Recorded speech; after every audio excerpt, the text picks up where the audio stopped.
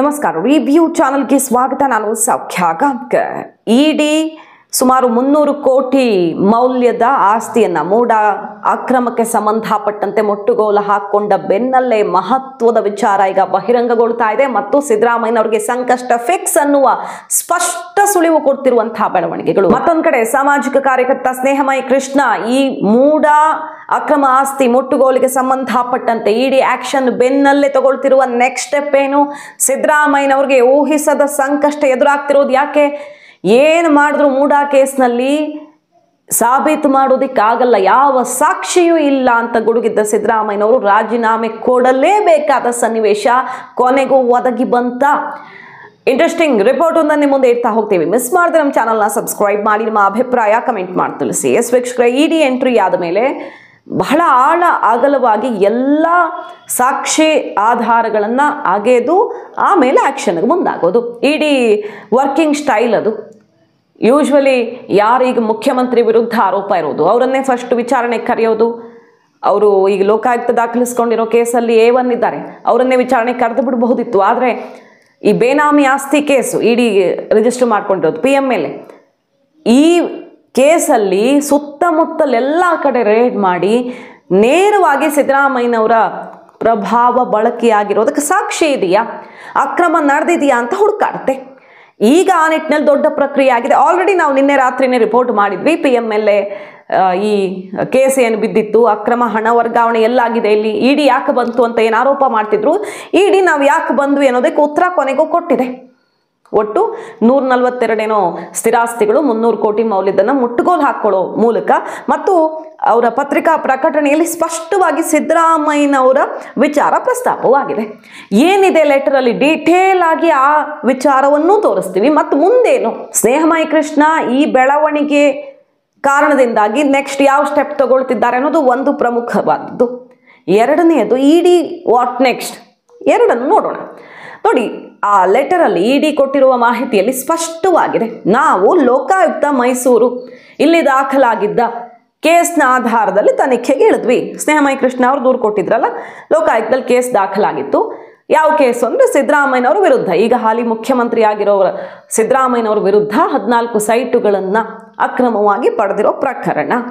ಇದಕ್ಕೆ ಸಂಬಂಧಪಟ್ಟಂತೆ ನಾವು ತನಿಖೆಗೆ ಇಳಿದ್ವಿ ಅನ್ನೋದರ ಮೂಲಕ ಅಲ್ಲಿ ಶುರು ಮಾಡಿದೆ ಸಿದ್ದರಾಮಯ್ಯನವರ ಪೋರ್ಷನ್. ಇಲ್ಲಿ ಲೆಟ್ರಲ್ಲಿ ಏನೇನಿದೆ ಅಂತ ನೋಡೋದಾದರೆ, ಈ ಕೇಸ್ಗೆ ಸಂಬಂಧಪಟ್ಟಂತೆ ನಟೇಶ್ ಅವತ್ತಾಯುಕ್ತರಾಗಿದ್ದ ನಟೇಶ್ ಪ್ರಭಾವ ಈ ಅಕ್ರಮ ಸೈಟ್ಗಳನ್ನು, ಈ ರೀತಿ 14 ಸೈಟು ಸಿದ್ದರಾಮಯ್ಯನವ್ರಿಗೆ ಕೊಡುವಲ್ಲಿ ಅವರ ಚಟುವಟಿಕೆಗಳು ನೇರವಾಗಿವೆ ಅನ್ನೋದು ಸಾಬೀತಾಗಿದೆ ಅಂತ ಇಡಿ ಹೇಳ್ತಿರೋದು. ಸೊ ನಟೇಶ್ ಅಕ್ರಮವಾಗಿ ಸೈಟ್ ಮಂಜೂರು ಮಾಡಿದ್ದಕ್ಕೆ ಸಾಕ್ಷ್ಯಾಧಾರಗಳು ಸಿಕ್ಕಿವೆ ಅಂತ ಇಡಿ ಹೇಳ್ತಿರೋದು.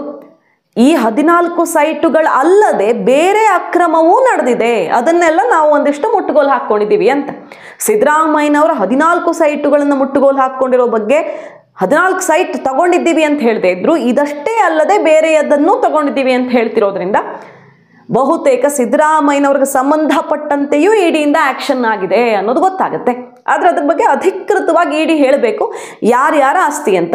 ಮತ್ತೊಮ್ಮೆ ರಿಪೀಟ್ ಮಾಡ್ತಿದ್ದೀನಿ, ಲೆಟರಲ್ಲಿ ನೋಡಬಹುದು ನೀವು. ಈ 14 ಸೈಟುಗಳು ಅಷ್ಟೇ ಅಲ್ಲದೆ ಬೇರೆ ಅಕ್ರಮನೂ ಆಗಿದೆ. ಸೊ 14 ಸೈಟು ಅಕ್ರಮ ಅನ್ನೋದನ್ನು ಹೇಳ್ದಂಗೆ ಆಯ್ತು. ಈ ಮಾತಿನ ಈ ಸಾಲಿನ ಅರ್ಥ ಇದೆ ಅಲ್ವಾ? ಈ ನಿಟ್ಟಿನಲ್ಲಿ ನಾವು ಹುಡುಕಾಡಿದಾಗ ಅಲ್ಲಿ ಮೂಡ ಆಯುಕ್ತರು ಬೇರೆ ಬೇರೆ ರಿಯಲ್ ಎಸ್ಟೇಟ್ ಏಜೆಂಟ್ಗಳಿಗೆ ಹೇಗೆ ಅನುಕೂಲ ಮಾಡಿಕೊಟ್ಟಿದ್ದಾರೆ ಅಂದರೆ, ಬೇನಾಮಿಗಳು ಅಧಿಕಾರಿಗಳು ಹೇಗೆ ಬೇನಾಮಿ ಹೆಸರಲ್ಲಿ ಆಸ್ತಿ ಮಾಡಿದ್ದಾರೆ, ಬೇರೆ ಬೇರೆ ಪ್ರಭಾವಿಗಳು ಹೇಗೆ ಆಸ್ತಿ ಮಾಡಿದ್ದಾರೆ ಅನ್ನೋದ್ರ ಲಿಂಕ್ ಸಿಕ್ಕಿದೆ. ಅಂತಹ ಒಂದು 10% ಅಂತ ಈಗ ಸ್ನೇಹಮಯಿ ಕೃಷ್ಣ ಹೇಳ್ತಿರೋದು. ಇಷ್ಟೇ, ಇಲ್ಲಿ 300 ಕೋಟಿ ಏನೂ ಅಲ್ಲ, ಸಾವಿರಾರು ಕೋಟಿ ಅಂತ. ಇದು ಎಷ್ಟೋ ಸಾವಿರಾರು ಕೋಟಿ ಅಕ್ರಮ ಆಗಿದೆ, ಅದರಲ್ಲಿ 300 ಕೋಟಿ ಒಂದು 10%, ಒಂದು ಸ್ಯಾಂಪಲ್ ಅಷ್ಟೇ, ಅದನ್ನು ಮುಟ್ಗೋಲು ಹಾಕ್ಕೊಂಡಿದ್ದಾರೆ.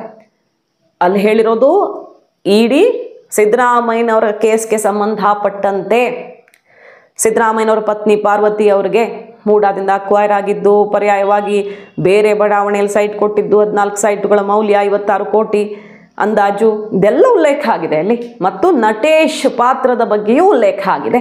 ನಾವು ಕೇಸ್ ಎಲ್ಲಿಂದ ಕೈಗೆತ್ತಿಕೊಂಡ್ವಿ ಮತ್ತು 14 ಸೈಟುಗಳಲ್ಲದೆ ಬೇರೆ ಅಕ್ರಮ ಅನ್ನೋದು ಉಲ್ಲೇಖ ಆಗಿದೆ. ಹಾಗಾಗಿ ಈಗ ಸಿದ್ದರಾಮಯ್ಯನವ್ರಿಗೆ ಸಂಕಷ್ಟ ಕಟ್ಟಿಟ್ಟ ಬುತ್ತಿ ಅನ್ನೋದು ವಿಚಾರ. ಸ್ನೇಹಮಯಿ ಕೃಷ್ಣ ಅವ್ರು ಏನು ಹೇಳ್ತಿದ್ದಾರೆ, ಅವ್ರ ವರ್ಷನ್ ಏನೇನಿದೆ ಅಂತ ಕೇಳಿದ್ರೆ, ಈ ಇಡಿ ಮುಟ್ಗೋಲ್ ಹಾಕೊಂಡಿರೋದ್ರ ರಿಪೋರ್ಟ್ ಅನ್ನ ಹೈಕೋರ್ಟ್ ಕೊಡ್ಲಿದ್ದಾರೆ ಅಂತ ಅಲ್ಲಿ ಸ್ಪಷ್ಟವಾಗಿ ಹೇಳಿದ್ದಾರೆ.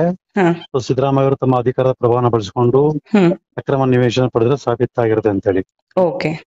ಈ ಕಾರಣದಿಂದ ಅವರು ಜೊತೆಗೆ ಬೇರೆ ಯಾರು ಅಕ್ರಮವಾಗಿ ಪಡೆದ ನಿವೇಶನ ನೀಡಿದರೆ ಅದರಲ್ಲಿ ಈಗ ಸದ್ಯಕ್ಕೆ ತಾತ್ಕಾಲಿಕವಾಗಿ 142 ಸ್ಥಿರಾಸ್ತಿಗಳನ್ನ ಮುಟ್ಗೋಲು ಹಾಕೊಂಡಿದ್ದಾರೆ. ಅದನ್ನ ನಾವೇ ಮಾನ್ಯ ನ್ಯಾಯಾಲಯ ಗಮನಕ್ಕೆ ತಂದು ಒಂದು ಸೂಕ್ತ ಆದೇಶ ಮಾಡಕ್ ಮನವಿ ಮಾಡ್ಕೊಳ್ತೀವಿ. ಸೊ ಇಡಿ ಇದು ಈ ಮುಟ್ಟುಗೋಲು ಹಾಕೊಂಡಿರೋ ಕ್ರಮ ಸಿಬಿಐ ಕೊಡೋ ಕೇಸ್ ಮೇಲೆ ಪ್ರಭಾವ ಬೀರುತ್ತೆ.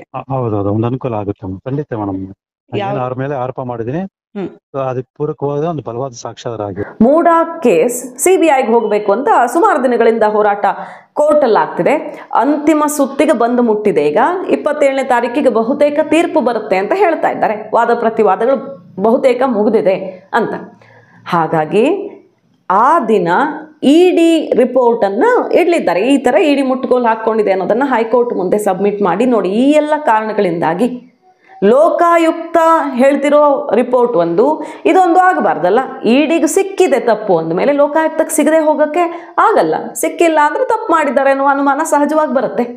ಮತ್ತು ಫೈಲ್ಗಳು ನಾಪತ್ತೆಯಾಗಿದ್ದು, ಸರ್ಚ್ ವಾರೆಂಟ್ ಜಾರಿ ಆದ ಮೇಲೆ ಸರ್ಕಾರಕ್ಕೆ ಮಾಹಿತಿ ಲೀಕ್ ಆಗಿ ಅವ್ರ IAS ಆಫೀಸರ್ಗಳು ಬಂದು ಫೈಲ್ ಮೂಟೆಗಟ್ಟಲೆ ಹೊತ್ಕೊಂಡು ಹೋಗಿದ್ದೆಲ್ಲ ಆರೋಪ ಇದೆ. ಆ ಬಗ್ಗೆ ಕೂಡ ಹೈಕೋರ್ಟ್ಗೆ ಮಾಹಿತಿ ಕೊಟ್ಟಿದ್ದಾರೆ. ಈ ಕಾರಣದಿಂದ ಇಲ್ಲಿ ಕಳ್ಳಾಟ ಆಗ್ತಿದೆ, ಸರ್ಕಾರದ ಜೊತೆ ಅಧಿಕಾರಿಗಳು ಸೇರ್ಕೊಂಡಿದ್ದಾರೆ ಅನ್ನೋ ಆರೋಪ ಮಾಡಿ ದೂರು ಕೊಟ್ಟಿರೋದಲ್ವಾ ಅವರು, ಕೋರ್ಟ್ ಮೊರೆ ಹೋಗಿರೋದು. ಸೊ ಇಡಿ ಬೇರೆ ಸಾಕ್ಷಿ ಸಿಕ್ಕಿದೆ ಅಂತ ಈಗ ಮುಟ್ಟುಗೋಲು ಹಾಕ್ಕೊಂಡಿರೋದ್ರಿಂದ ದಯವಿಟ್ಟು ಇದನ್ನು CBI ಕೊಡಿ. ಹಣಕಾಸು ಅವ್ಯವಹಾರದ ಬಗ್ಗೆ ಇಡಿ ನೋಡ್ತಾ ಇದೆ, ಬಟ್ ಈ ಕೇಸಿನ ಆಳಾಗಲ ತನಿಖೆ ಆಗ್ಬೇಕಂದ್ರೆ CBI ಕೊಡಿ ಅಂತ ಸ್ನೇಹಮಯಿ ಕೃಷ್ಣಗೆ ಭರ್ಜರಿ ಅಸ್ತ್ರ ಒಂದು ಸಿಕ್ಕಂತಾಗಿದ್ದು, ಇದು 100% CBIಗೆ ಹೋಗುತ್ತೆ, ಡೌಟೇ ಇಲ್ಲ ಅಂತಿದ್ದಾರೆ. ಹಾಗಾಗಿ ಸಿದ್ದರಾಮಯ್ಯನವ್ರಿಗೆ CBIಗೆ ಹೋಗುತ್ತಾ ಇಲ್ವಾ ಅನ್ನೋದು ಸೆಕೆಂಡ್ರಿ. ಹೋಗ್ಬಿಟ್ರಂತೂ ಸಿದ್ದರಾಮಯ್ಯನವ್ರು ಕುರ್ಚಿಯಿಂದ ಇಳಿಯಲೇಬೇಕಾದ ಸಂದರ್ಭ ಬರುತ್ತೆ. ಅಕಸ್ಮಾತ್ CBIಗೆ ಹೋಗಿಲ್ಲ ಅಂದ್ರೂ ಇಡಿ 14 ಸೈಟ್ಗಳು ಸಿದ್ದರಾಮಯ್ಯನವರ ಸೈಟ್ಗಳನ್ನ ಮುಟ್ಟುಗೋಲು ಹಾಕ್ಕೊಂಡಿದೆ ಅನ್ನೋದೇನಾದ್ರೂ ಹೊರಗೆ ಬಂದ್ರೆ, ಈಗ ಓವರ್ ಆಲ್ 14 ಸೈಟುಗಳ ಜೊತೆಗೆ ಬೇರೆ ಅಕ್ರಮ ಅಂತ ಹೇಳಿರೋದ್ರಿಂದ ಸ್ಪಷ್ಟವಾಗಿ ಯಾವ್ಯಾವ ಆಸ್ತಿ ಮುಟ್ಟುಗೋಲು ಹಾಕೊಂಡಿದ್ದಾರೆ ಅನ್ನೋದು ಈ ಲೆಟ್ರಲ್ಲಿ ಗೊತ್ತಾಗ್ತಿಲ್ಲ. ಅದ್ರ ಬಗ್ಗೆ ಅಧಿಕೃತವಾಗಿ ಮಾಹಿತಿ ಹೊರಗಡೆ ಬಂದ್ರೆ ಪ್ರತಿಪಕ್ಷಗಳು ಸಿದ್ದರಾಮಯ್ಯನವರ ಕುರ್ಚಿಯನ್ನು ಹೋಗಿ ಶೇಕ್ ಮಾಡ್ತಾರೆ. ಇಳಿಲೇಬೇಕು ಅಂತ ಈಗಾಗಲೇ ಶುರುವಾಗಿದೆ. ದೊಡ್ಡ ಮಟ್ಟದಲ್ಲಿ ಇನ್ನೂ ಕುರ್ಚಿ ಗಂಟ್ಕೊಂಡು ಕೂತ್ಕೊಂಡಿದ್ದೀರಾ, ಇಡಿ ಇಷ್ಟೆಲ್ಲ ಹೇಳಿದ ಮೇಲೂ ಯಾವ ನೈತಿಕತೆಯನ್ನು ಕೂತಿದ್ದೀರಾ ಅಂತ ಅಟ್ಯಾಕ್ ಮಾಡ್ತಿದ್ದಾರೆ. ಸ್ಪಷ್ಟವಾಗಿ ಸಿದ್ದರಾಮಯ್ಯನವರ ಆಸ್ತಿಯನ್ನು ಮುಟ್ಟುಗೋಲು ಹಾಕ್ಕೊಂಡ್ಲಾಗಿದೆ ಅಂತ ಏನಾದರೂ ಬಂದುಬಿಟ್ರೆ ಆಗ ಸಿದ್ದರಾಮಯ್ಯನವರು ಒಂದು ಕ್ಷಣವೂ ಕೂಡದಂತೆ ಪ್ರತಿಪಕ್ಷಗಳು ಮುಗಿ ಬೀಳೋದಕ್ಕೆ ಅವಕಾಶ ಆಗುತ್ತೆ. ಮೊದಲೇ ಪಕ್ಷದ ಒಳಗಡೆಯೇ ಕಾಲು ಎಳಿತಿರೋ ಹೊತ್ತಲ್ಲಿ ಸಿದ್ದರಾಮಯ್ಯನವ್ರಿಗೆ ಬಹುದೊಡ್ಡ ಸಂಕಷ್ಟ ಎದುರಾಗಿದೆ. ಸೊ ಯಾವುದೇ ಕ್ಷಣದಲ್ಲಿ ಇಡಿ ಇಷ್ಟೆಲ್ಲ ವಿಚಾರ ಹೊರಗಿಟ್ಟ ಮೇಲೆ, ಇದು ಮೊದಲ ಬಾರಿ ರಾಜ್ಯದ ಇತಿಹಾಸದಲ್ಲಿ ಇಷ್ಟು ದೊಡ್ಡ ಪ್ರಮಾಣದಲ್ಲಿ ಮುಟ್ಟುಗೋಲು ಹಾಕ್ಕೊಂಡಿರೋದು ಅಂತ ಹೇಳಲಾಗ್ತಿದೆ ಇಡಿಯಿಂದ. ಇಷ್ಟೆಲ್ಲ ಹೊರಗಿಟ್ಟ ಮೇಲೆ ಎನಿ ಟೈಮ್ ಸಿದ್ದರಾಮಯ್ಯನವ್ರಿಗೆ ಅಥವಾ ಅವ್ರ ಪತ್ನಿಗೆ ನೋಟಿಸ್ ಕೊಡಬಹುದು. ವಿಚಾರಣೆ ಸಂದರ್ಭದಲ್ಲಿ ಇಡಿ ಮುಂದೆ ಯಾವ ಸ್ಟೆಪ್ ಬೇಕಾದರೂ ತಗೊಳ್ಬಹುದು. ಹಾಗಾಗಿ ಸಿದ್ದರಾಮಯ್ಯನವ್ರಿಗೆ ಈಗ ಅಂದುಕೊಂಡಂಗಿಲ್ಲ ಪರಿಸ್ಥಿತಿ. ಲೋಕಾಯುಕ್ತ ತನಿಖೆಗೆ ಸೀಮಿತವಾಗಿದ್ದಿದ್ರೆ ಇದು ಅಲ್ಲಿಗೆ ಮುಚ್ಚೋಗ್ತಿತ್ತು ಅಂತ ಸ್ನೇಹಮಯಿ ಕೃಷ್ಣ ಹೇಳ್ತಿದ್ರು. ಆದರೆ ಇಡಿಗೆ ನಾನು ಕೊಟ್ಟಿದ್ದೇ ತಪ್ಪು ಅಂತ ಯಾರು ಹೇಳಿದ್ರು ಅವ್ರಿಗೆ ಇವತ್ತು ಉತ್ತರ ಸಿಕ್ಕಿದೆ, ದಾಖಲೆಯೇ ಬಟಾ ಬಯಲಾಗಿದೆ ಅಂತ ಗೆದ್ದ ಖುಷಿಯಲ್ಲಿದ್ದು, ಈಗ ಸದ್ಯಕ್ಕೆ ಈ ಕೇಸ್ನಲ್ಲಿ CBI ಎಂಟ್ರಿ ಆಗತ್ತೆ ಮತ್ತು ಸಿದ್ದರಾಮಯ್ಯನವರು ರಾಜೀನಾಮೆ ಫಿಕ್ಸ್ ಅನ್ನೋ ಮಾತುಗಳನ್ನು ಆಡ್ತಿದ್ದಾರೆ. ಕಾದ್ ನೋಡಬೇಕು. ಮಾಹಿತಿ ನಿಮ್ಗೆ ಇಷ್ಟ ಆಗಿದ್ರೆ ಮಿಸ್ ಮಾಡಿದ್ರೆ ನಮ್ಮ ಚಾನಲ್ನ ಸಬ್ಸ್ಕ್ರೈಬ್ ಮಾಡಿ, ನಿಮ್ಮ ಅಭಿಪ್ರಾಯ ಕಮೆಂಟ್ ಮಾಡಿ ತಿಳಿಸಿ. Thank you.